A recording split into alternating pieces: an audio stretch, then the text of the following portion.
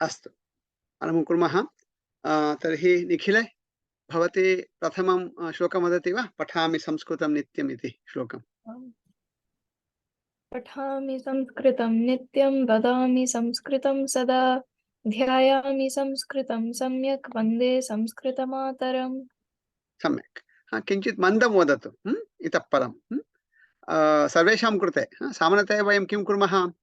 श्लोकान् सम्यक् जानीमः, अतिवेगेन कुर्मः।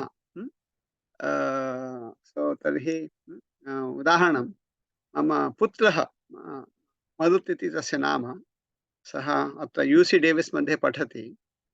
यदा तस्य उपनयनं जातम्, उपनयनात् परं तत्र सन्ध्या इति वदन्ति किल, सन्ध्याकाले सन्ध्यावन्दनं करणीयं किल। सो तत्र अनेके मन्त्राः भवन्ति। सः किं करोति स्म इत्युक्ते वयं वदामः, हे मरुत् सन्ध्यावन्दनं करोतु, बहु समयः जातः इति।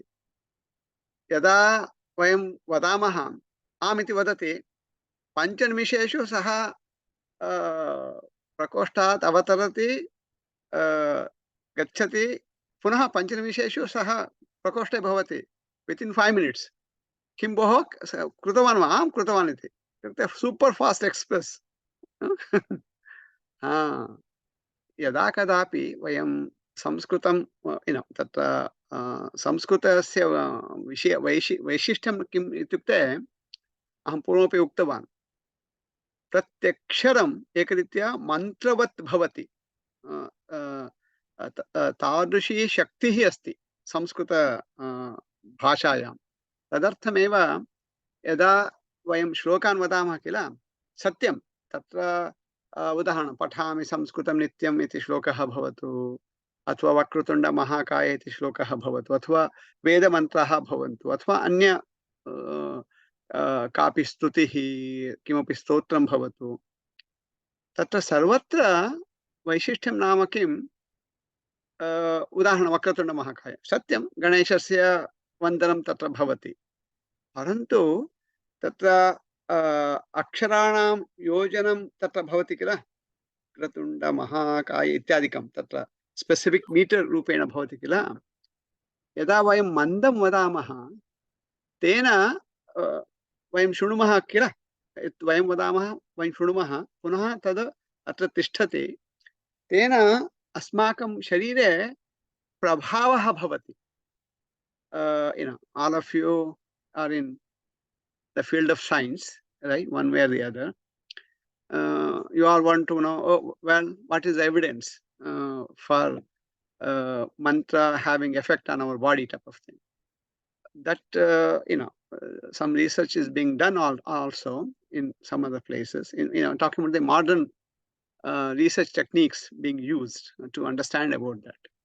So they have found out that mantroccharanena asmakam medhasi, in our brain, the effects on that.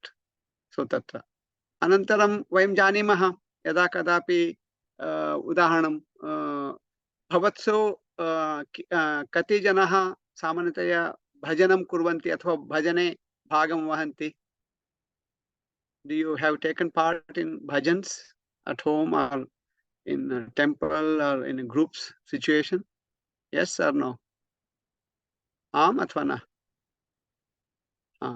You have seen that effect, right? When you're involved in it, if you're just a bystander looking at it, or some people are doing it, let me go and talk with my peers, other teenagers, for example, that we have done. If you have done that, then you won't see that effect. But if you're part of it, that effect is real. You can feel it actually. So tadarthameva itah param yada kadapi bhavantah Sanskrit श्लोकान् वदन्ति, संस्कृत स्तोत्रं वदन्ति, अथवा मन्त्रान् वदन्ति, मन्दं वदन्तु, अस्तु वा? Don't make it New York Subway, प्रायः भवन्तः जानन्ति, लोकल and एक्सप्रेस इति भवति. So make it local, don't make it express. तत्र अस्तु वा? सम्यक्. तर्हि श्वेते भवती द्वितीयं श्लोकं वदति वा?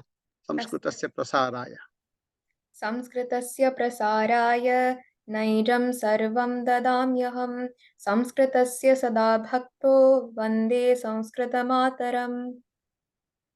सत्यम् अन्यदपि अस्ति तत्र कदाचित् किं भवति इत्युक्ते वैफै इश्यू भवति किल इंटरनेट तेन यद्यपि कोऽपि जनः मन्दं वदति because of that wifi what is the buffering and all those things kadachit it looks as if that person is saying it with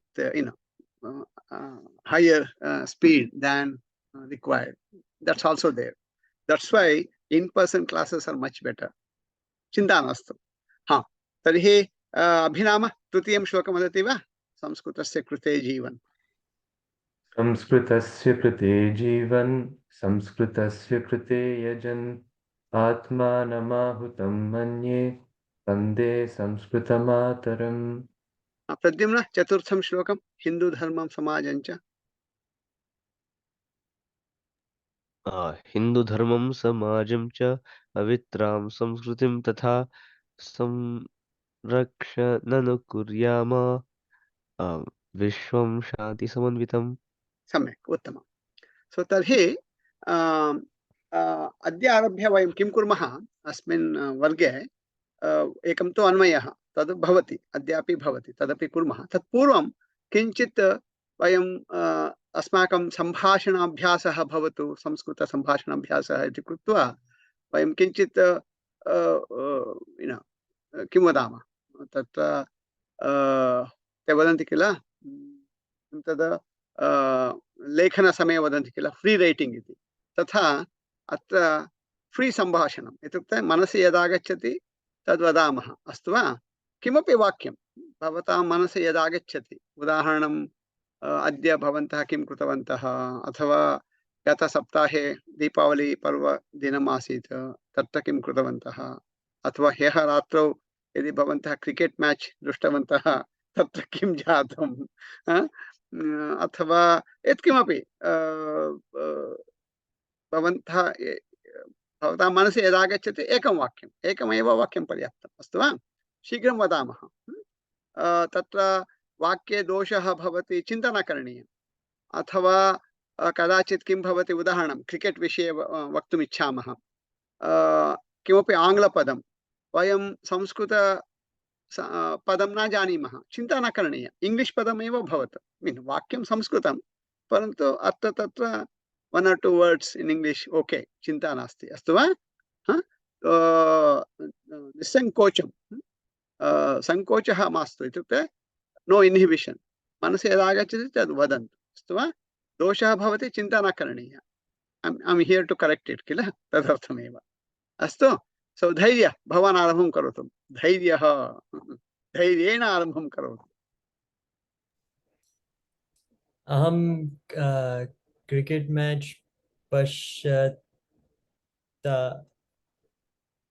दृष्टार्थम् उत्तिष्ठामि दृष्टवान्. No, for that reason एकं वाक्यं पर्याप्तम्. अहं क्रिकेट मैच दृष्टवान्. दृष्टवान्. निखिले अहं रसायनपरीक्षां लिखितवती. रसायनशास्त्रस्य परीक्षां लिखितवती. सो रसायनशास्त्रम् अस्तु सम्यक्. श्वेते अहम् अद्य 9 वादने उत्थितवती. सम्यक्. अभिराम ह्यः मम मित्रैः सह साकर् क्रीडितवान्. सम्यक् उत्तमं. मीनाक्षी ह्यः मम शरीरं सम्यक् नासीत् किञ्चित् कासः अभवत् अतः अहं क्रिकेट मैच न दृष्टवती. अस्तु. प्रद्युम्न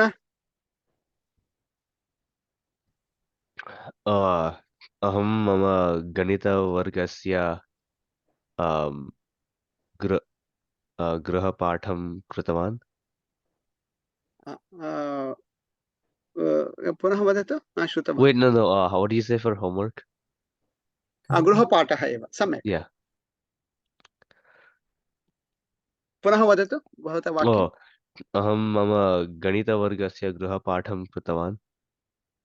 सम्यक्, उत्तमम्। इदानीं किं करणीयम् इत्युक्ते यद् वाक्यं वयम् उक्तवन्तः किल, भवन्तः स्मरन्ति यद् वाक्यं भवन्तः उक्तवन्तः, तद् वाक्यमस्ति, तत्र इतोपि एकं वाक्यं योजयन्तु। उदाहरणम् अहं यत् वदामि, मम शुनकी अत्र अस्ति। मम गृहे इदानीं शुनकत्रयम् अस्ति। अस्माकं गृहे एका शुनकी अस्ति, तस्याः नाम कुल्फी इति। अनन्तरं मम पुत्री वारिजा इति तस्याः नाम, सा वारिजा साण्डियागो मध्ये वसति। सा इदानीं फिजी ऐलण्ड्स् तत्र गतवती विरामार्थं। तस्याः शुनकद्वयमस्ति, तदपि अत्र सा डाग् सिटिङ्ग् निमित्तम् अत्र आनीतवती। सो इदानीम् अस्माकं गृहे शुनकत्रयं वर्तते। अस्माकं शुनकी कुल्फी, तस्याः चुवि, अनन्तरं टास् इति किमपि तत्र। सो तथा मम शुनकी अस्ति, मम शुनक्याः नाम कुल्फी। सो तत्र पूर्वं यद् वाक्यम् उक्तवन्तः अन्यत् वाक्यं तत्र योजयन्तु, परन्तु कनेक्टेड् वाक्यं भवतु, अस्तु वा? धैर्य। अहं कार्यालये गतवान्। अहं स्टार्बक्स् मध्ये कार्यं करोमि। भवतः प्रथमवाक्यं किम् आसीत् पूर्वम्? अहं कार्यालये। नो नो नो, भवान् तदेव तदुक्तवान् वा? भवान् किमपि क्रिकेट् विषये उक्तवान् किल? तत्र तदेव वाक्यं भवतु, तत्र वाक्यं योजयतु। अस्तु अस्तु। अहं सार्ध 3 उत्थवान् क्रिकेट् मैच। सम्यक्। अहं क्रिकेट् मैच दृष्टवान्। क्रिकेट् मैच द्रष्टुं 3:30 उत्थितवान् इति। अस्तु वा? अहं क्रिकेट् मैच दृष्टवान्। क्रिकेट् मैच इत्युक्ते क्रिकेट् स्पर्धा। अहं क्रिकेट् स्पर्धां दृष्टवान्। क्रिकेट् स्पर्धां द्रष्टुं स्पर्धा धा इति महाप्राण, द्रष्टुं तत्र तु दा इति अल्पप्राण। क्रिकेट् स्पर्धां द्रष्टुं 3:30 उत्थितवान्। सम्यक्। निखिले, पूर्वतनवाक्यं रसायनशास्त्र तद्वदतु, द्वितीयं वाक्यं योजयतु। अहं रसायनशास्त्रस्य परीक्षां लिखितवती, सा बहु कठिना आसीत्। परीक्षा कठिना आसीत्। सम्यक्। श्वेते? अहम् अद्य 9:00 उत्थितवती।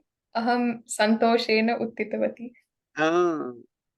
सन्तोषेण उत्थितवती। सम्यक्, उत्तमम्। अभिराम साकर्? अहं ह्यः मम मित्रैः सह साकर् क्रीडितवान्। ते विविधविश्वविद्यालयात् आगतवन्तः।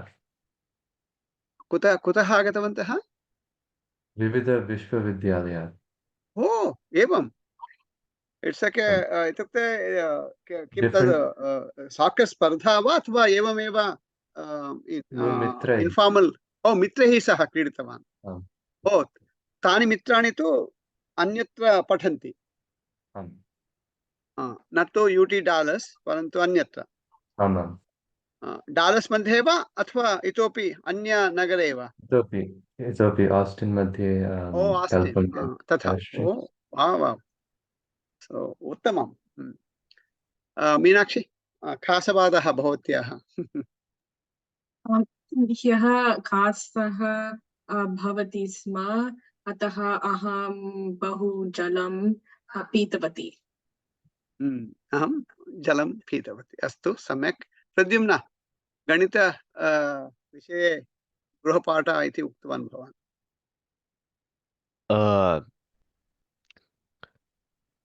श्वः गणितवर्गः अस्ति, अतः अहं गणितपाठं कृतवान्। अस्तु, तदर्थमेव गृहपाठं कृतवान्। परन्तु भवतः प्रथमवाक्यमस्ति, अहं गणितविषये गृहपाठं कृतवान् किमर्थम् इत्युक्ते श्वः गणितवर्गः अस्ति इति द्वितीयवाक्यं so basically we are building on right प्रथमवाक्यम् अनन्तरं द्वितीयं वाक्यम् इदानीं तृतीयं वाक्यं तत्र योजयामः तत्रैव अस्तु वा धैर्य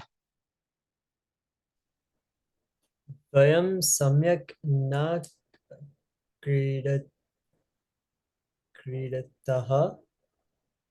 पुनः वदतु वयं सम्यक् न क्रीडतः सो भारतस्य गणः अथवा तत्र क्रीडापटुः इति भवति क्रीडापटुः इत्युक्ते प्लेयर् इति भवति क्रीडापटुः क्रीडालुः इति पदद्वयमस्ति क्रीडापटुः क्रीडालुः सो उदाहरणं क्रीडापटुः इति अस्ति किल पदम् इन्फैक्ट् पटुः इति अस्ति किल पटुः इति यत् तत्र शब्दः वर्तते पटुः इति तस्य शब्दस्य पूर्वं यत्किमपि भवति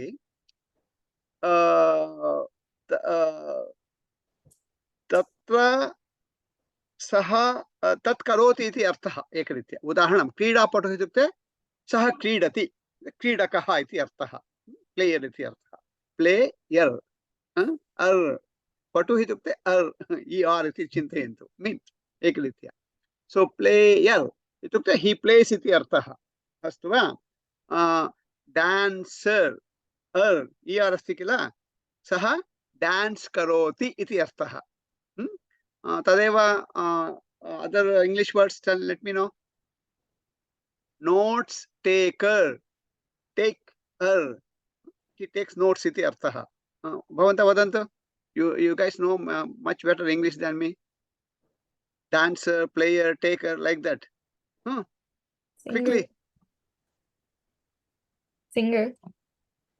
singer sings singer one more last one runner runs iti astu va that some er asti kila in English in Sanskritam it could have if there are many things are there one such suffix could be in English in Sanskritam patuhu iti krida patuhu now what you guys do krida patuhu itukte player any player soccer player like Abhiram athava Virat Kohli cricket player so tatra krida asti kila tatsthane anyat yojayantu वदन्तु चिन्तयन्तु शीघ्रं so I'll just I'll just tell you dancer tell me in Sanskritam using the patu as a suffix नाट्यपटुः नाट्यपटुः नृत्यपटुः singer गायपटुः गानपटुः गायनपटुः तथा अवगतम् so basically Sanskritam all you guys have to do is many of you are in I think Nikhila are you also in IT field or in biology type of science field science field okay Shweta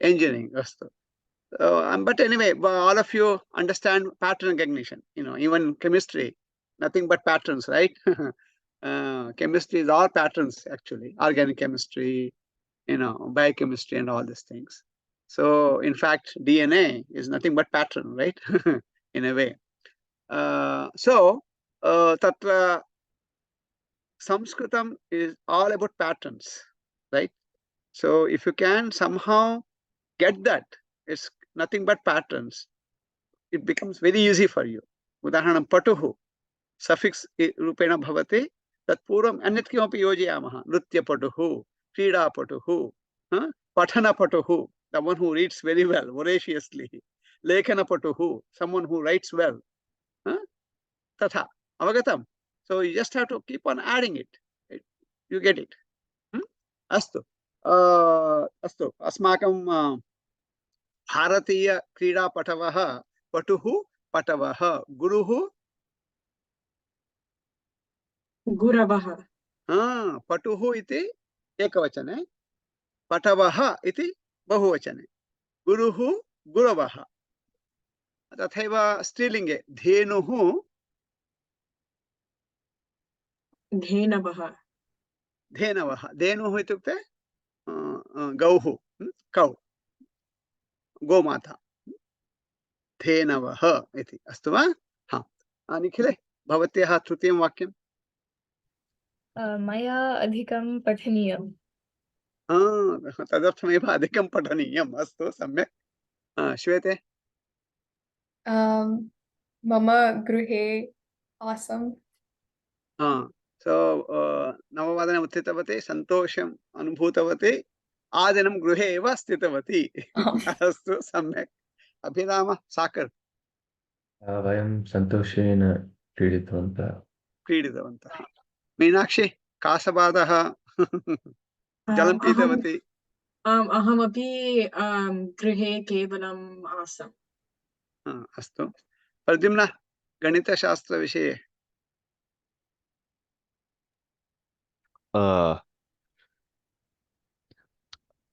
अहं गणितवर्गस्य गृहपाठं वेगेन कृतवान्. अस्तु, सम्यक्. इदानीं किं कुर्मः? गृहे इदानीं तु वाक्यत्रयम् उक्तवन्तः. एतानि एव वाक्यानि. सो तत्र प्रथमवाक्यं 1, भवतां तत्र अहम् उक्तवान् किल, एतादृशं किमपि नोट्बुक् भवतु, तत्र लिखन्तु. यत् वाक्यत्रयम् इदानीम् उक्तवन्तः किल, तानि एव वाक्यानि लिखन्तु भवन्तः. अनन्तरं तत्र चतुर्थं वाक्यं पञ्चमं वाक्यं च योजयन्तु. So basically think of it like A 5-sentence short essay. अवगतम्? यत्र फ्लो अस्ति किञ्चित् तथा. इदानीं वाक्यत्रयम् उक्तवन्तः, तानि एव वाक्यानि भवन्तु. तत्र चतुर्थं वाक्यं पञ्चमं वाक्यं योजयन्तु, तावदेव. तत् पर्याप्तम्. अस्तु वा? कर्तुं शक्नुवन्ति? यथा अहम् उक्तवान्, तत्र दोषः अस्ति, चिन्ता न करणीया. ऐ विल् करेक्ट् इट्. अस्तु वा? भवन्तः केवलं लिखन्तु. प्रथमं भवन्तः नोट्बुक् मध्ये लिखन्तु. अनन्तरम् अहं किं करोमि इत्युक्ते भवद्भिः सह गूगल वर्ड डॉक्यूमेंट शेयर करोमि. I'll just open a document. तत्र भवन्तः लिखन्तु. So all you have, do you have this Google Chrome extension for input tools for Devanagari? Yes, no? You should, if you don't have it, I'm sure he will be able to find out how to get it done. Kurvantu tada. Astu va? In case if you have difficulty, let me know. And either you can hear so many other people are there who probably can tell you much better than me. Astu. Tarhi agre saramaha. Etavat paryantam vayam chaturah shlokan tatra patitavantah. प्रथमं तु पठामि संस्कृतं नित्यं, अनन्तरं संस्कृतस्य प्रसाराय, तृतीयं श्लोकमासीत् वक्रतुण्ड महाकाय, चतुर्थः श्लोकः आसीत् नमस्तेसु महामाये इति. इदानीं प्रथमं तत्र मीनाक्षी नमस्तेस्तु महामाये इति श्लोकः यः अस्ति तस्मिन् विषये तस्याः प्रश्नाः सन्ति. प्रथमं तस्य सा एव वदतु प्रश्नः कः इति. भवत्सु कोऽपि उत्तरं जानाति, समाधानं जानाति, वदतु. अस्तु वा? नो चेत् अहं वदामि. Idea here is, it is better if we know the answer. Let us, among ourselves, get it, exchange the ideas. In case if you, in case if you do not know, then I will help. That is much better. That way, if you help another peer in your own group, then your knowledge also will improve. At the same time, this discussion type of thing, it's healthy for a group to progress together. Astu va? So Meenakshi, कः प्रश्नः भवत्याः? Do you want to share? If you want, I can allow it sharing also. Let me see. I think you can share. Everybody can share if you want to share. Like share what this. Remember, you sent me a image or something. अहं किञ्चित् परिवर्तनं करोमि स्म यतः दोषाः सन्ति, so I completely changed it. अस्तु अस्तु, चिन्ता मास्तु. प्रश्नः कः वदतु? Like katham anvaye, like how do we I had a question in the first sentence, just grammar samyak asti va na va iti. भवती किं लिखितवती अन्वयरूपेण? प्रथमे अहं लिखितवती हे महामाये अस्तु ते नमः. अनन्तरं सा श्रीपीठे सुरपूजिते हस्ते शङ्खः चक्रः गदा च हे महालक्ष्मी अस्तु ते नमः. Kind of more or less okay. I mean, Kakshamatam, I was supposed to let one of you give the answer. Sorry. Anybody wants to jump in? Give their feedback? Anybody? And also don't hesitate, okay? Even if it is wrong, it's okay.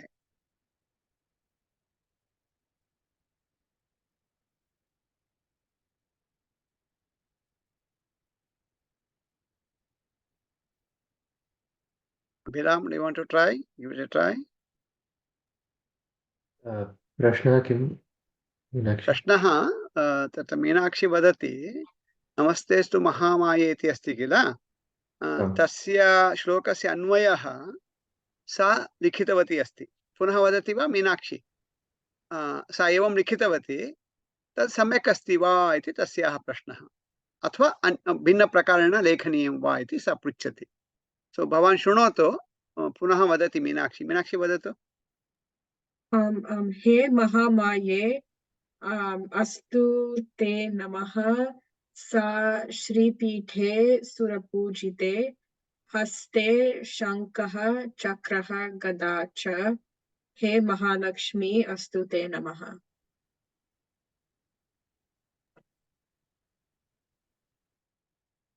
महामाये सम्बोधनपदम् अस्ति वा? आम्, अहं सम्बोधनं लिखितवती.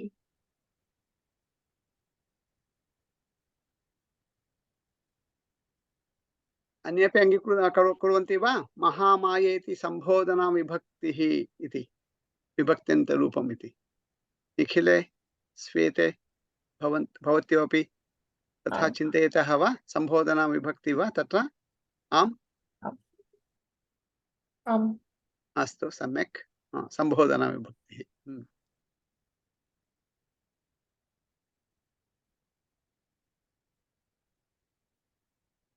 अस्तु, तर्हि वदामः, वयं तत् कुर्मः. सो श्लोकं मीनाक्षी भवती एव पुनः केवलं मूलश्लोकं वदतु. नमस्तेस्तु महामाये, तत्र श्लोकं वदतु. नमस्तेस्तु महामाये श्रीपीठे सुरपूजिते शङ्खचक्रगदा हस्ते महालक्ष्मी नमोऽस्तुते इति श्लोकः. इदानीं प्रथमं वयं किं कुर्मः? श्लोके पदच्छेदं कुर्मः. पदच्छेदः इत्युक्ते यानि पदानि श्लोके सन्ति तानि पदानि लिखामः, परन्तु तत्र सन्धिरहितानि पदानि लिखामः. इत्युक्ते सन्धि विना पदानि लिखामः. सो तत्र प्रथम अनन्तरं श्लोके अहम् उक्तवान् सामान्यतया 4 पादाः भवन्ति इति. प्रथमपादः, द्वितीयपादः, तृतीयपादः, चतुर्थः पादः इति. सो प्रथमपादः कः Meenakshi? Namaha. No. Prathamapadah ka. Namastestu Mahamaye iti Prathamapadah. Oh. The first quarter. So, shloka has 4 quarters.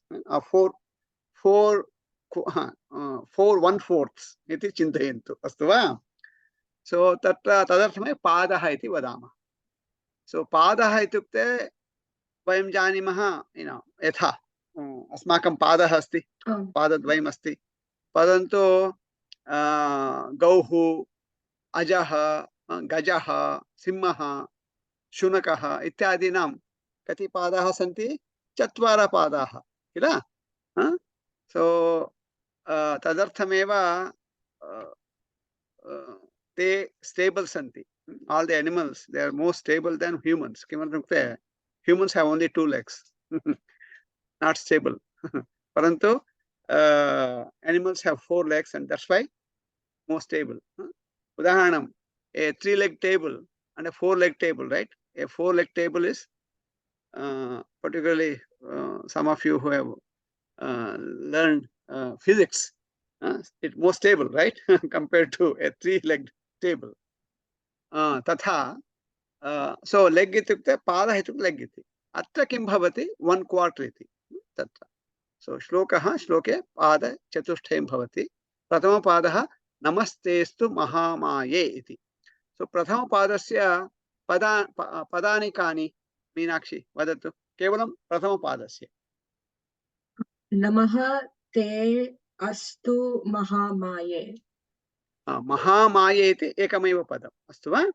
So namaha astu te महामाये इति एकमेव पदम्. अस्तु वा?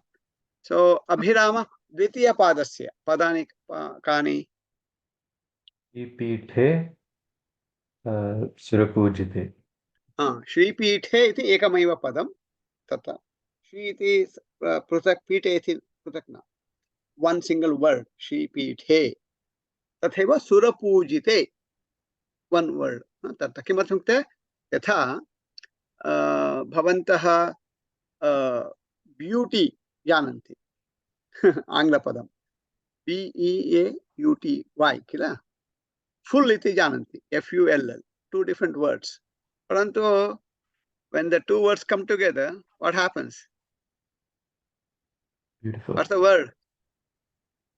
Beautiful. Beautiful, right? What's the how do you spell it? BEAUTIFUL. So Y goes away, I comes, one of the L goes away, right? That is the rule in English. Beautiful. But suppose when you were very young, let's say you were in 2nd grade or 3rd grade maybe, and if your teacher asked, okay, write a sentence, my mom is a beautiful lady, and if you were to write, my mom is a BAUTI or Y, whatever it is, and then space FUL or FULL, if you were to write, and lady, what would the teacher give you full points? Yeah. So because beautiful should be one single word with no second L and instead of Y and I. If you write it like that, then she would give you full points. If you do like this, she won't give. Same thing here. So Mahamaye is one single word. Sura Pujite, one single word. If you write Sura and Pujite, doesn't make sense. Just like if you say BAUTI space FULL, doesn't make sense. Same thing here. Astu va? Sura Pujite, one single word. Astu? Shripithe Sura Pujite. Ashwete, Tritiya Padasya Padani. शङ्खचक्र गदा हस्ते इति एकं पदम्. Single word, one single word. Astu va? So you cannot split it. Shankachakra Gada Haste iti ekameva padam. Astu va? Nikhile Chaturtha Padasya Padani. Mahalakshmi नमः अस्तु ते. Mahalakshmi iti ekameva padam. Astu va? Namaha te astu.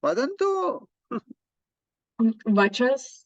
वचस् अपि no I want you to tell the रूपाणि सकारान्तः नपुंसकलिङ्गः वचस् शब्दः वचः वचसि वचांसि तथा सकारान्तः नमस् शब्दः सकारान्तः नपुंसकलिङ्गः नमस् शब्दः नमः नमसि नमांसि तत्र विष्णोः एतत् किम् अस्ति एतत् विष्णोः वक्षस्थलमिति वदन्ति किल वक्षस् तदपि तदेव सकारान्तः नपुंसकलिङ्गः वक्षस् शब्दः रूपाणि कानि वदन्तु वक्षः Vakshah. वक्षसि Vakshasi. वक्षसि Vakshansi. वक्षांसि Vakshansi. प्रथमाविभक्ति अन्तु वयं जानीमः नपुंसकलिङ्गशब्दः भवति चेत् प्रथमाविभक्तिः द्वितीयाविभक्तिः समानानि भवन्ति नमः नमसि नमांसि नमः नमसि नमांसि शिरः शिरसि शिरांसि शिरः शिरसि शिरांसि मनः मनसि मनांसि मनः मनसि मनांसि इति अस्तु वा सो समानानि रूपाणि प्रथमाविभक्तिः द्वितीयाविभक्तिः अस्तु वा सो पुनः नम विषये नमः इति अव्ययम् नमः इति शब्दः अपि अस्ति इत्युक्ते रूपमपि अस्ति नमः नमसि नमांसि सकारान्त नपुंसकलिङ्गशब्दः अस्तु वा तृतीयम् ऐटम् 3 यदा वयं नमस्ते इति वदामः किल तत्र एकमेव पदं नास्ति पदद्वयमस्ति नमः इति एकं पदं ते इति द्वितीयं पदं नमः ते अस्तु वा watt is the when you say namaha ante kim shuyate what do you hear namaha iti vadanti kila ante kim asti विसर्गः विसर्गः अस्ति ते इति वदामः तत्र प्रथमम् अक्षरं किं तकारः तकारः इति वदामः so in sanskritam what we do is when we want to say a particular letter, since some of those letters could be Vyanjanani, and you know that Vyanjanani cannot be freely pronounced, right? Difficult to pronounce Vyanjanani without a vowel. You know that, right? In same thing in English also, but of course in English what they have done is they have added a vowel to it. For example, when they say C, C is a consonant, but when they say C, E is already added to it, right? That's why it becomes easier to say it in English. In Sanskritam also, when we say ka, kha, ga, gha, nya, we're actually adding a everywhere. Swara, actually. That's why it becomes easier. Otherwise, very difficult to pronounce consonants. In fact, the very word swaraha, you know why it's called swaraha? Swatantrataya uchcharanam shakyate iti swaraha. They can be independently pronounced without help of anything else. That's why they're called vowels, swaraha in Sanskritam. Swatantrataya uchcharayitum shakyate iti swaraha. Astu. So idanim, what, where was I? I forgot now. Namaha, namaha, namaste. Ha. So namaha ending is visargaha. Ha. Te tatra prathama aksharam takaraha. So whenever we in Sanskritam, when we talk about a particular letter, we add karaha, akaraha, jakaraha, omkaraha, makaraha. It becomes easier. Okay. So whenever I ask you what's the first letter, you should always tell me that particular letter and add karaha to it. Takaraha in this case. So visargah asti, takaraha asti. Yada tatha bhavati, visargasya sthane sakaraha agati. Nama visargah asti, namaste, namaste bhavati. So atra तत्र एकः व्याकरणविशेषः अस्ति व्याकरणविशेषः कः नामः इति अस्ति किल item number 1 that अव्ययम् यत्र नामः इति अव्ययं भवति तत्र चतुर्थी विभक्ति एव तत्र योजनीया विभक्त्यन्त रूपमेव योजनीयमिति. We should only, it always goes with चतुर्थी विभक्ति रूपम. So भवन्तः जानन्ति युष्म शब्दः दकारान्तः तत्र लिङ्गं नास्ति. युष्म शब्दः त्वं युवां यूयं त्वम् इति अस्ति किल, यु इति तत्र मध्यमपुरुष रूपं. तस्य चतुर्थी विभक्ति रूपं भवति ते इति. तुभ्यम् अथवा ते. Two forms are there. Tubhyam te iti. So namaha te. Te itukte to you iti arthaha. Angla bhashaya. So to you namaha iti arthaha. Avagatam? Namaste. So yada yada vayam namaste iti vadamaha tatra ekamev padam nasti. Padadvayam asti. Namaste iti. Tatra sandhihi asti. Astu va? Anantaram namaha iti avyayam. Te iti chaturthi vibhaktanta rupam. Udaharanam. Instead of te, we can also add other people. Udaharanam, let's say namaha bhavadbhyaha, to all of you. Bhavan bhavadbhyaha, bahuvachane. Athva, if you want to just say, for example, Abhiram, want to say namaha to dhairya. Namaha bhavate. So bhavan shabdaha, bhavat shabdaha. तस्य चतुर्थी रूपं भवति भवते इति. अथवा भवन्तः विष्णु सहस्रनाम अथवा ललित सहस्रनाम अथवा संध्यावन्दने केशवाय नमः नारायणाय नमः केशवाय चतुर्थी नमः. So whenever namaha comes, chaturthi has to come.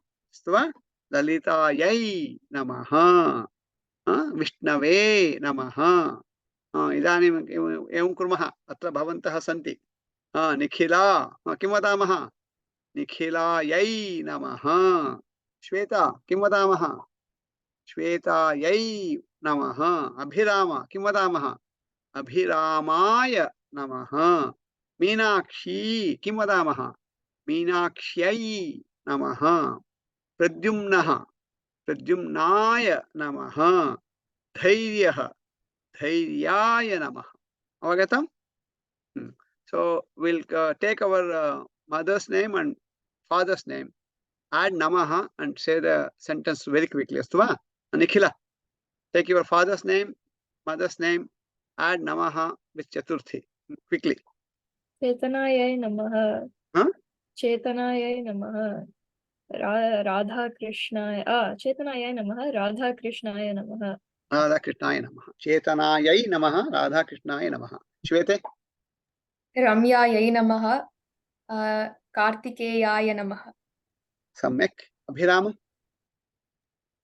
कृष्णाय नमः विजयाय नमः. सम्यक्. मीनाक्षी? मधुरप्रियायै नमः. सुन्दराजाय नमः. Pradyumna? Unmute.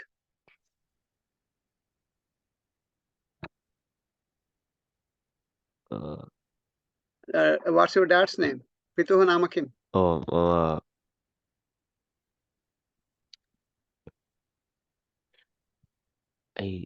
Pituh nama kim? Pavamanaha. Paumana. Paumanaya namaha. Pavanaya namaha. Matuh nama kim? Oh, Smitayai namaha. Smitayai. Smita va? Smitayai namaha. Dhairya? कृष्णकान्ताय नमः. रीनायै नमः. पुनः वदतु. मातुः नाम किं? रीनायै नमः. रीनायै नमः. अस्तु वा? So you practice this. What you do is that during this week, all your elders, for example, mother's side, grandparents side, 2 of them, and father's side, grandparents, 2 of them. And then if you have uncles, fathers, brothers, sisters, or mothers, brothers and sisters, take their names, okay? Just take Chaturthi Namaha. Astu va? So by doing that, you're doing 2 things. One, you're remembering them, all of them.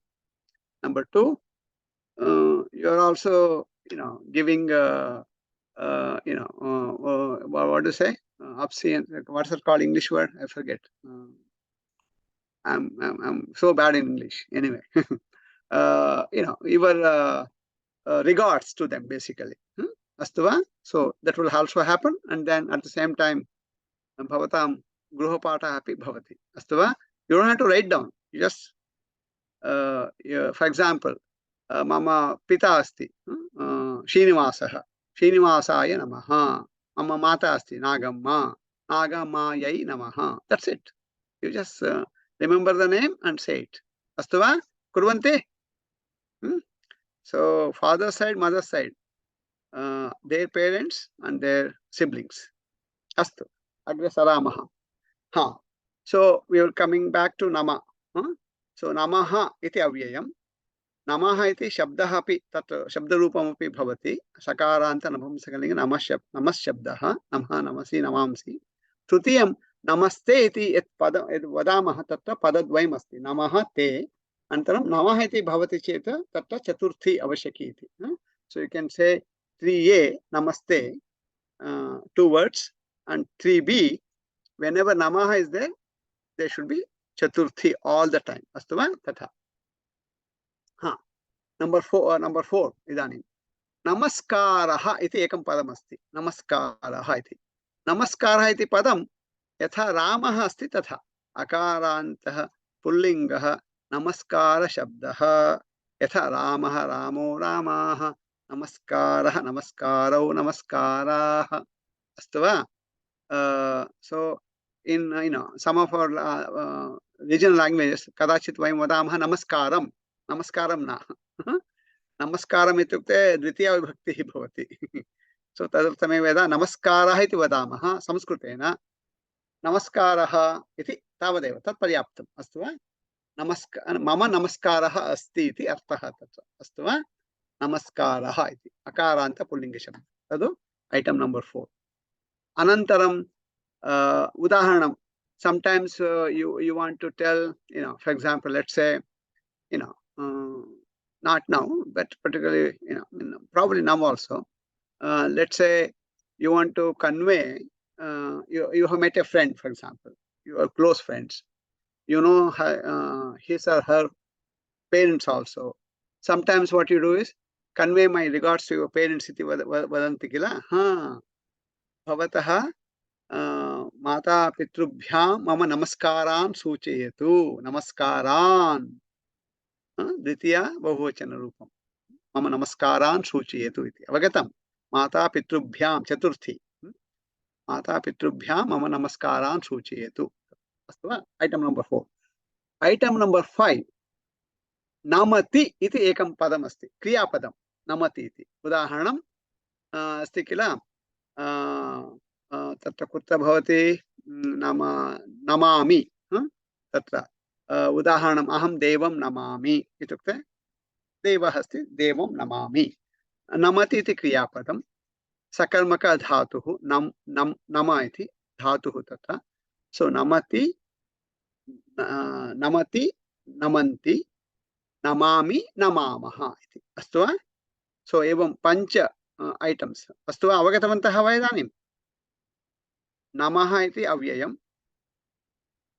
नमः इति शब्दः तत्र शब्दरूपमपि भवति अनन्तरं नमस्ते इत्यत्र पदद्वयमस्ति 3a 3b भवति नमः इति भवति चेत् तेन सह चतुर्थी विभक्त्यन्तरूपमेव तत्र योजनीयं नंबर 4 नमस्कारः इति अकारान्त पुल्लिङ्गशब्दः अनन्तरं नमति इति क्रियापदम् अस्तु वा पुनः let's go back to नमस्तेस्तु महामाये so नमः इति अव्ययं तत् अस्तु वा नमस्तेस्तु ते इत्युक्ते टू यू इति अर्थः नमस्ते नमस्ते अस्तु इति क्रियापदम् अस्तु वा ते इति युष्मशब्दः चतुर्थी एकवचनम् अस्तु इति तत्र धातुः कः धातुः कोऽपि जानाति वा टेक ए गेस नमति नम इति धातुः गच्छति गम इति धातुः पठति पठ इति धातुः, भवति भू इति धातुः, अस्ति अस् इति धातुः, सम्यक्, अस् इति धातुः, अस् इति धातुः अकर्मकः धातुः इत्युक्ते तत्र यदा तद् वाक्यं भवति वाक्ये कर्मपदं न भवति, अस्ति इति क्रियापदं। सो अस्ति इति लट् लकारे वर्तमानकाले, गच्छति गच्छतु, अस्ति किम् अस्तु अस्तु, गच्छति गच्छतु, अस्ति अस्तु, भवति भवतु, लोट् लकारः, आज्ञा प्रार्थना, अस्तु वा। नमः ते अस्तु, नम ते नमः भवतु, हाँ महामाये संबोधन, यथा सीता सीता सीते, हे सीते, आकारान्तः स्त्रीलिङ्गः महामाया शब्दः, महामाये, हे महामाये नमः ते अस्तु। हाँ, so इदानीं महामाये, so how many such words are there in that shloka? One is mahamaye, and then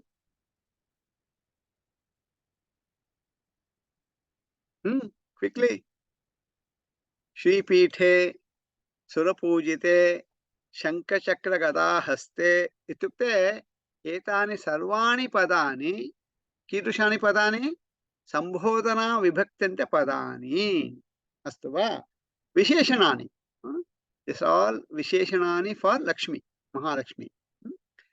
सो तत्र so actually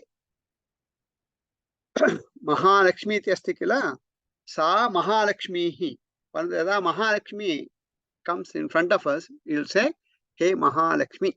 Udaharanam, if Meenakshi has not come to the class, I mean, she is there in the class today, in case she is not there, we will say, Meenakshi, Meenakshi, Meenakshi vargam na agatavati, sa Meenakshi vargam na agatavati iti vadamah.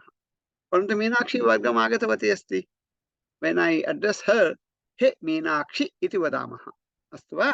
तथा महालक्ष्मीः, सो अहं पूर्वम् उक्तवान् वा न स्मरामि, तत्र महालक्ष्मी इति ईकारान्त स्त्रीलिङ्ग शब्दः यथा मीनाक्षी, परन्तु मीनाक्षी, पार्वती, नदी इत्यादीनि अन्यानि तत्र ईकारान्त पदानि सन्ति किल, तत्र शब्दः तु इति शब्दः एव भवति, परन्तु स्त्रीलिङ्ग शब्दः, परन्तु लक्ष्मी अपि तथैव, परन्तु प्रथमा विभक्तौ यदा लक्ष्मी इति भवति अथवा श्री इति भवति तत्र विसर्गः योजनीयः, अस्तु वा।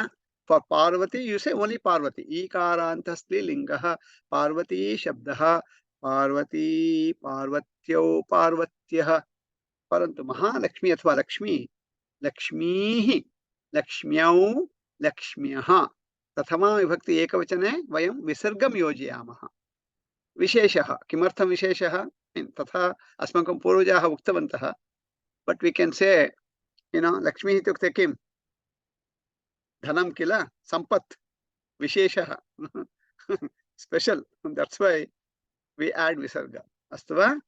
सो यत्र यत्र लक्ष्मीवाचक अथवा श्रीवाचक शब्दाः भवन्ति तत्र सर्वत्र यू हैव टू ऐड विसर्गः टू द प्रथमा विभक्ति एकवचनान्त रूपम्, अस्तु वा। उदाहरणं नागश्रीन, नागश्रीः,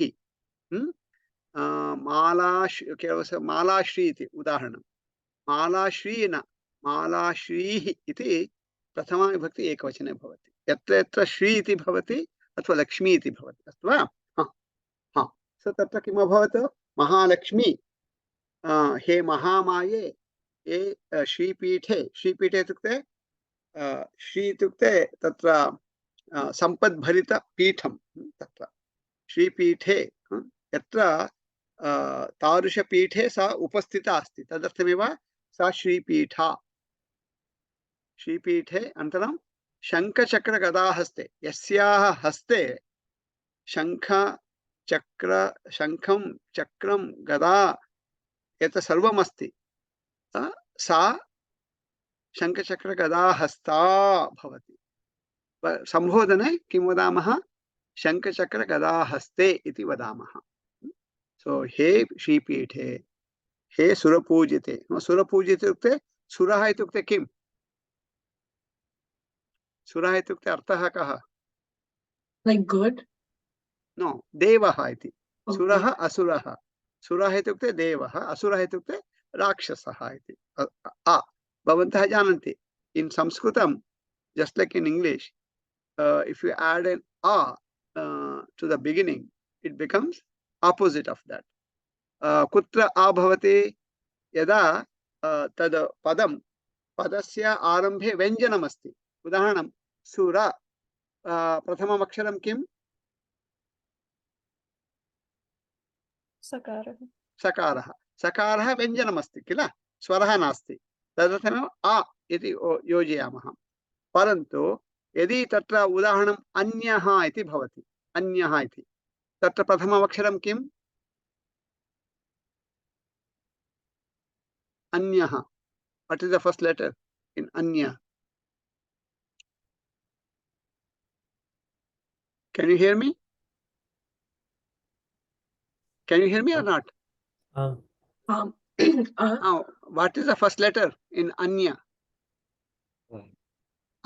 Right? Anya. So whenever is there, it's a swara. Tatra an iti yojayamaha. I mean, of course, in English, popular, unpopular, right? That is different.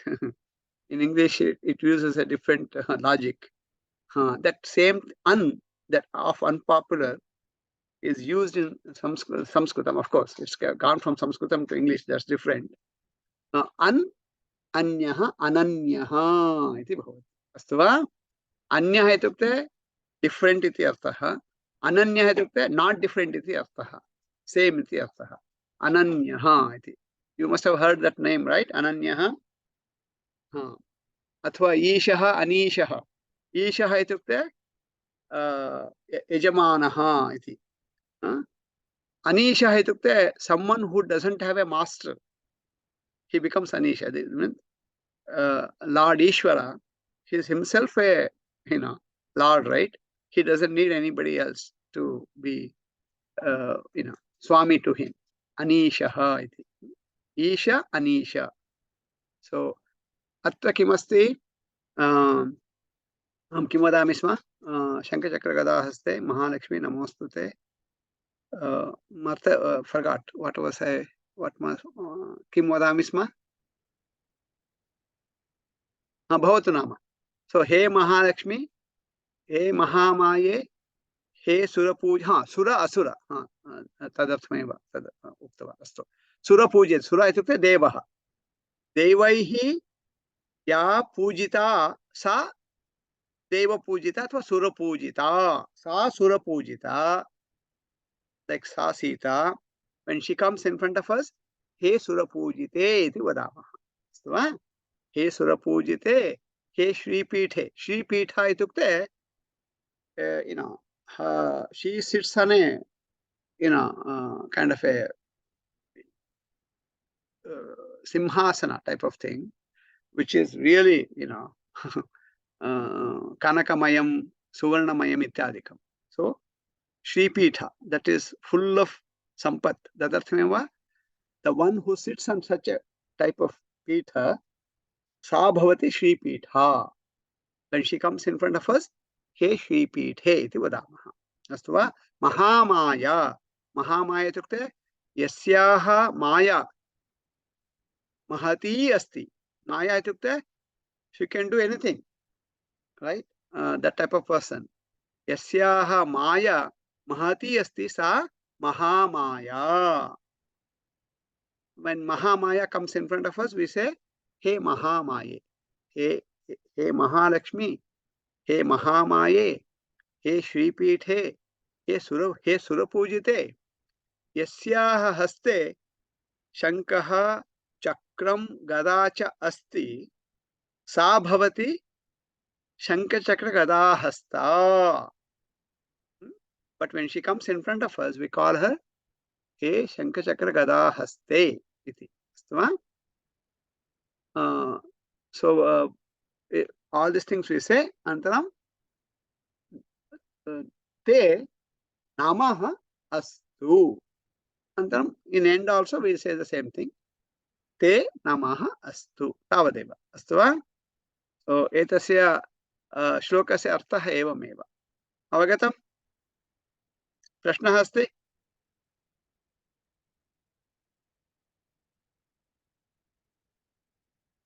अस्तु, तर्हि समयः नास्ति. अद्य एकं श्लोकं स्वीकृत्य वयं समापयामः. अद्य वयम् एतत् कृतवन्तः वा? वसुदेवसुतं देवं पूर्वं न कृतवन्तः किल? वयं ओन्ली पठामि संस्कृतं, संस्कृतस्य प्रसाराय वक्रतुण्डमहाकाय नमस्तेस्तु महामाये. किमर्थमित्युक्ते गत भानुवासरे लक्ष्मीपूजा आसीत्, तदर्थमेव तत् कृतवन्तः. अद्य वसुदेवसुतं देवम् इति. कः जानाति एतं श्लोकम्? कोऽपि जानाति वा? वसुदेवसुतं देवं श्लोकम् अभिरामः जानाति. अन्य कोऽपि जानाति वा? धैर्यः जानाति. अनन्तरं श्वेता जानाति. श्वेते वदतु भवती. वसुदेवसुतं देवं. वसुदेवसुतं देवं कंसचाणूरमर्दनं देवकी परमानन्दं कृष्णं वन्दे जगद्गुरुम्. So I'm going to give you 2 minutes. It's 6:13 here in California. So I'll give you 2 minutes. I want you to write it in Devanagari on your notebook. Shloka. If you do not know, you raise your hand so that Shweta can repeat that. Could you repeat the shloka? वसुदेवसुतं देवं कंसचाणूरमर्दनं देवकी परमानन्दं कृष्णं वन्दे जगद्गुरुम्. Thanks.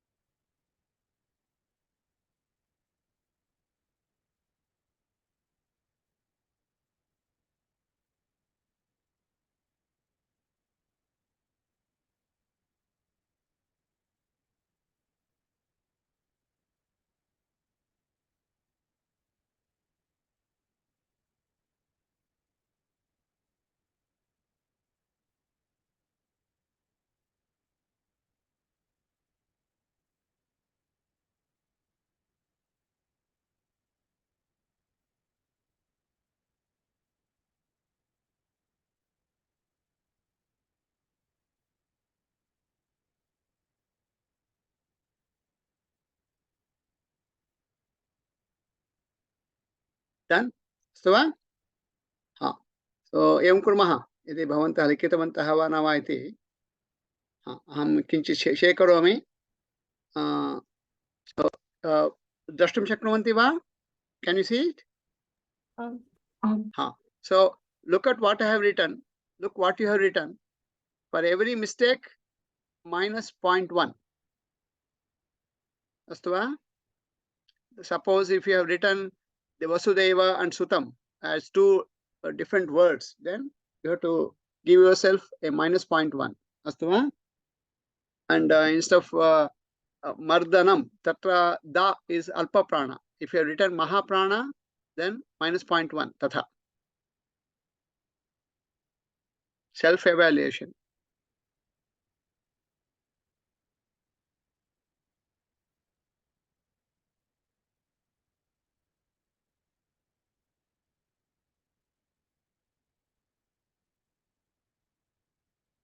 Abhavat?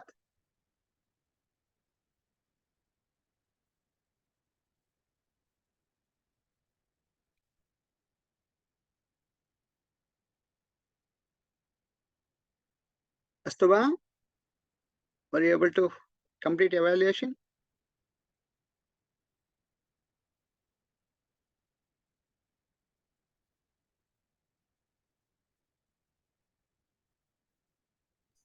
Astu. Shall I stop sharing? So, anybody 0? No negative points. Anybody here? Raise your hand if you have 0 points. Okay. Minus 0.1. That means 1 mistake. Shweta. Okay. Shweta and Pradyumna. Astu. Oh, Nikhila also. Minus 0.2. Abhirama. Okay. Minus 0.3. Okay. Good. Uttama. So, this is what we were going to do. So, श्लोकः भवति, भवन्तः लिखन्ति, अनन्तरम् अहं दर्शयामि कथं लेखनीयमिति। दोषः भवति चेत् तथा, तेन भवताम् अभ्यासः भवति कथं लेखनीयमिति। अस्तु वा? हा, इदानीं शीघ्रं वयं तत्र किं कुर्मः, पादशः वदामः। वसुदेवसुतं देवम् इति एकः पादः। पादं कथं वयं जानीमः? सो तदर्थमेव तत्र अहं पूर्वमपि उक्तवान्। एवं तत्र अनुष्टुप् इति छन्दः इत्युक्ते मीटर्, अनुष्टुप् इति नाम, अनुष्टुप् इति तत्र अहं पुनः वाट्साप् मध्ये प्रेषयामि। सो तत्र प्रतिपादम् 8 अक्षराणि भवन्ति। यथा उदाहरणम् अत्र यदि वयं पश्यामः, सो निखिल, can you count the letters in the first one? Vasudeva Sutam Devam. Count karoto. Va, su, de, va, su, tam, de, vam. Like that. Got it? That's how you count it. Shweta, count the second pada.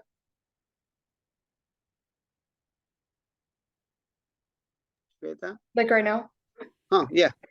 Kam, sa, cha, nu, ra, mar, da, nam. So the end ma, it doesn't count. Okay. So what you need to do is basically we need to count only those. We in an essence we are counting only vowels actually. Since vowels sometimes they don't exist, a different way to say it. They're always with vyanjanam, kila tatra. So tadarthameva, if there's a just a consonant by itself without any swara, we don't count it. Udaharanam, mardanam, makaraha, ante asti. So that ma, we don't count it. So kam, sa, cha, nu, ra, ma, mar, da, na, nam iti bhavati tatra. So ashta. Astu va? So Pradyumna, count the third one. Tritiya padam, count karotu tatha.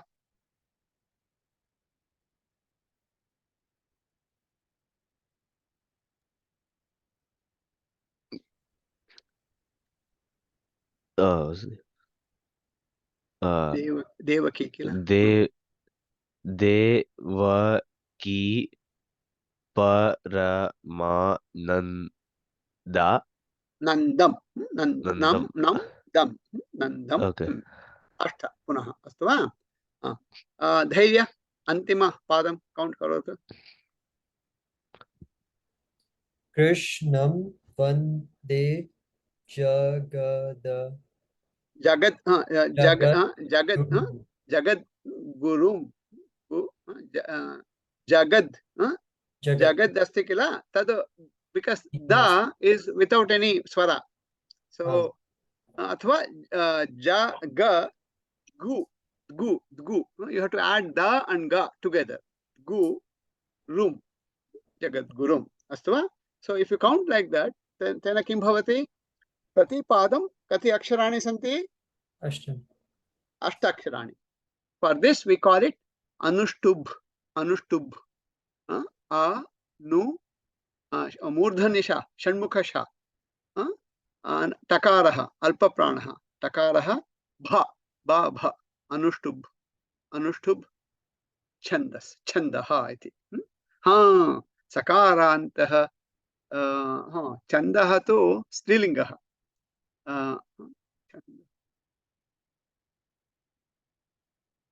क्षम्यताम्. छन्दः,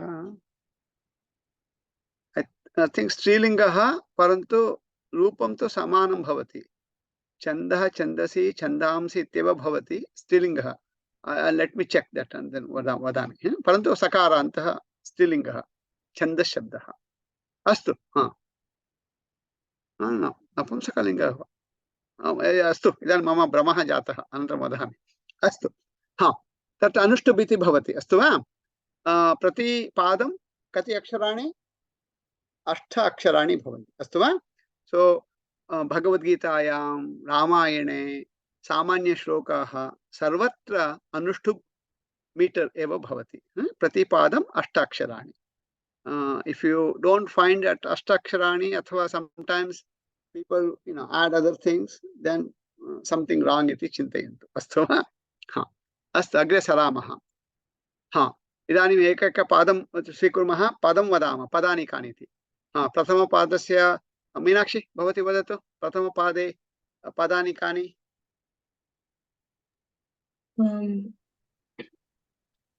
पादद्वयम् अस्ति. प्रथमपदं किम्? वसुदेवसुतं देवं. वसुदेवसुतम् इति एकमेव पदं. वसुदेवस्य सुतः, वसुदेवसुतः, तं वसुदेवसुतम् इति वदामः. अस्तु वा? एकमेव पदं. वसुदेवः इति अस्ति कृष्णस्य पिता. वसुदेवस्य सुतः, सुतः इत्युक्ते पुत्रः इति अर्थः. सो वसुदेवस्य सुतः, वसुदेवसुतः.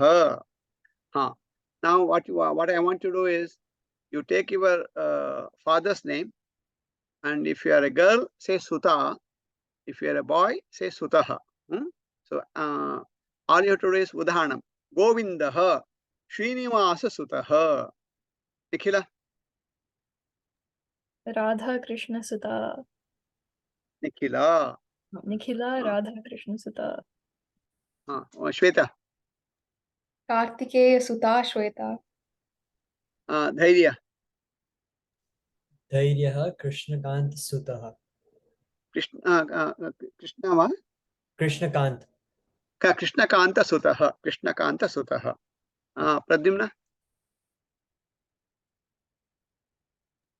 Sutaha. No, Pavamana Sutaha. Pavamana Sutaha. Aham. Pradyumna. Pavamana Sutaha Pradyumna. Pradyumna. Pavamanasya Sutaha. Samasta, two words, putting them together. Pavamana Sutaha, one word. Pavamana Sutaha becomes your adjective. Adjective for your name. Pavamana Sutaha Pradyumna. Abhirama? Krishna Sutaha Abhirama. Meenakshi? Sundaraja Sutta Meenakshi. Meenakshi. Avagatam? This is how you can learn Sanskritam very easily. Astu va? So you teach that to your parents. Let them tell their parents' name and then talk about themselves. Then you will also learn. Astu. Vasudeva Sutaha. Tam. Vasudeva Sutam. Dvitiya vibhaktihi ekavachanam. Vasudeva Sutam. Devam. Devaha Devam. Antaram Kamsa Chanura Mardanam.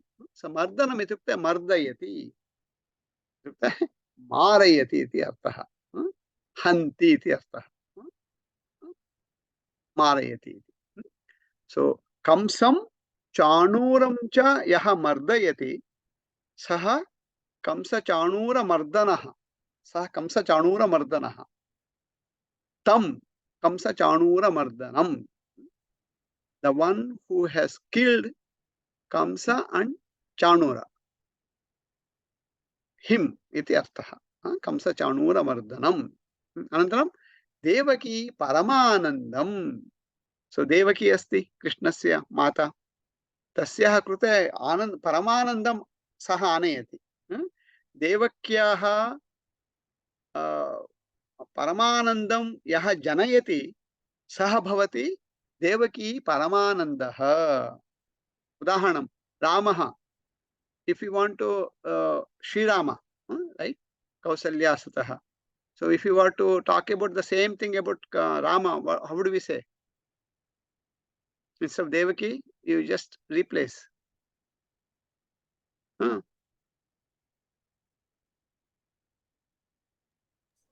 Kausalya Paramanandam. Kausalya Paramanandaha Sri Ramaha. Astu va? Now what we'll do is we'll take our mother's name, add our name. Astu va? So if we are a boy, Ramaha Tatha.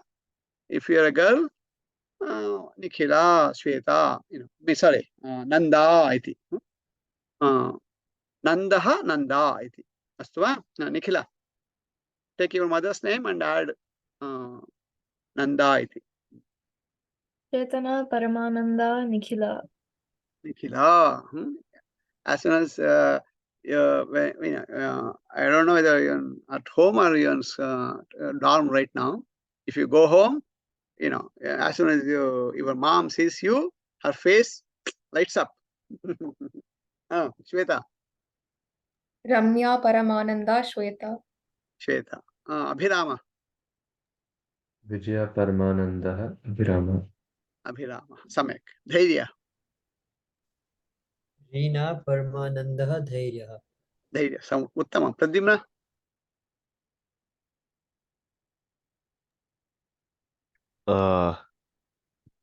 Matoho nama kim? Smita Paramananda. Smita Paramanandaha Pradyumnaha.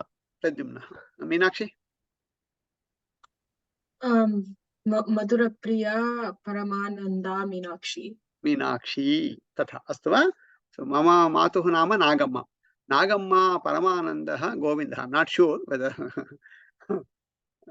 but I think so. Astu. So Paramanandam. Devaki Paramanandam. Krishnam. Krishnaha Krishnam. Vande. Tatra asti kila. Vande Samskrita Mataram. Saha vandate. Saha. Kopi. Saha vandate. Aham vande. Atmanepadi. Tatra. Vandate vande. Uttama purushe vandeti bhavati. Vande Jagadgurum. Jagadguruhu. Jagadgurum. Ukaranta. Guruhu. Gurum. Jagadguruhu. Jagataha. Jagataha. Jagat. Jagataha. Samagrasya Jagataha Guruhu. Jagadguruhu iti bhavati. Jagadgurum vande iti bhavati. Astu va? Idanim bahu sulabham. Kriyapadam kim? Vande. Vande. Vandate iti. Vandate. Kaha vandate? Aham Vande. Aham vande. I have told you. The very first question is who, not what. Who? Who salutes? Aham vande. Aham kam vande. Aham Jagadgurum Vande. No. Krishnam vande. Jagadgurum iti visheshanam. Aham Krishnam vande. Anantaram. So that is the last week. I don't know whether I told you this. So at home you make tea, right? There are two types of tea: regular tea and masala tea. Have heard of it? Chai and masala chai. So in Sanskritam also, chai means kriyapadam, then kartrupadam, kaha karoti, and karmapadam. So aham Krishnam vande is like masala chai, regular chai, just regular tea. Then if you add other things, visheshanam ityadikam, it becomes masala chai. So Krishnam, kidrusham Krishnam, vasudeva sutam, punha kidrusham devam, punha kidrusham Kansa चाणूरमर्दनम पुनः कीदृशम देवकी परमानंदम पुनः कीदृशम जगद्गुरुम. So if you add all these things, just like adding ela अथवा shuntam adrakam ityadikam, it becomes masala chai, right? Similar to that, it becomes masala chai now. Okay, so vande, kam vande krishnam aham vandate, kaha vandate, aham vande, aham kam vande, aham krishnam vande, aham kidrusham krishnam vande, aham vasudeva sutam kamsa chanura mardanam devaki paramanandam jagadgurum devam कृष्णम वंदे. अवगतवन्तः? हाँ. So very quickly, what is the difference between, we did Vaktatunda Mahakaya shloka, only 2 minutes, we'll finish away, okay? And I know that we are running 2 to 3 minutes late. I'll finish it very quickly. Vaktatunda Mahakaya, we did that. We did Namastestu Mahamaye. And now we have done Vasudeva Sutam Devam. Is there a difference between those 2 shlokas and this shloka? In what way? Very quickly.